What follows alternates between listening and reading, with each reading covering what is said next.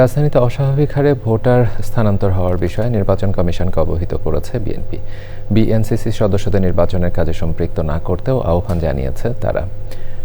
সিইসির সাথে সাক্ষাৎ শেষে দলের নেতারা বলেছেন, দলগুলোকে দায়িত্বশীল হতে হবে। নারী কর্মীদের উপর হামলা সহ বেশ কিছু বিষয়ে অভিযোগ জানিয়েছে জামাত। নাজিব বেগের রিপোর্ট।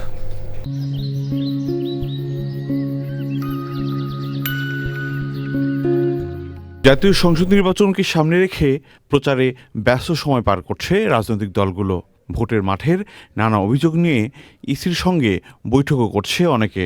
দুপুরে সিইসির সঙ্গে বৈঠক করে বিএনপির একটি প্রতিনিধি দল।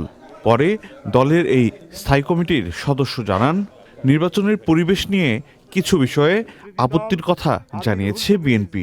1-1.5 বছরের মধ্যে ঢাকা মহানগরী সহ দেশের বিভিন্ন এলাকায় প্রচুর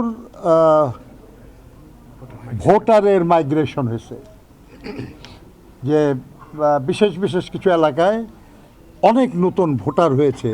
নির্বাচন সংঘাতের দিকে যাচ্ছে এরকম কিছু বলার বোধহয় পরিবেশ বা সময় এখন আসেনি।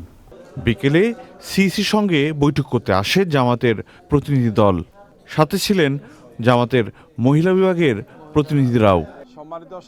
বৈঠক শেষে জামাতের নেতারা বলেন, অ্যাকাউন্ট হ্যাক করে জামাত আমিরকে নিয়ে প্রোপাগান্ডা চালানো হচ্ছে। একদল লোক কিছু কর্মসূচি দিয়েছেন, আপনারা দেখেছেন।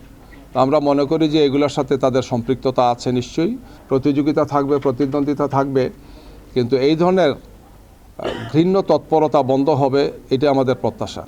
নারীরা জামাতের শীর্ষ পদে আসতে পারবে না, আমিরের এমন সাক্ষাৎকার নিয়ে নিজেদের অবস্থান তুলে ধরেন মহিলা বিভাগের প্রতিনিধিরা। ইসলামী সংগঠনে নারীরা নেতৃত্বে আসতে পারে না, আর আমরা এটা মেনে নিয়েই আমরা ঈমান এনেছি, এটা মেনে নিয়েই আমরা চলছি। সুতরাং শীর্ষ পদে নারী আসাটা গুরুত্বপূর্ণ না, গুরুত্বপূর্ণ হলো নারীর অধিকার আদায় হচ্ছে কিনা। অন্তত 15টি স্থানে মহিলা জামাতের কর্মীদের ওপর হামলার অভিযোগ করেন তারা।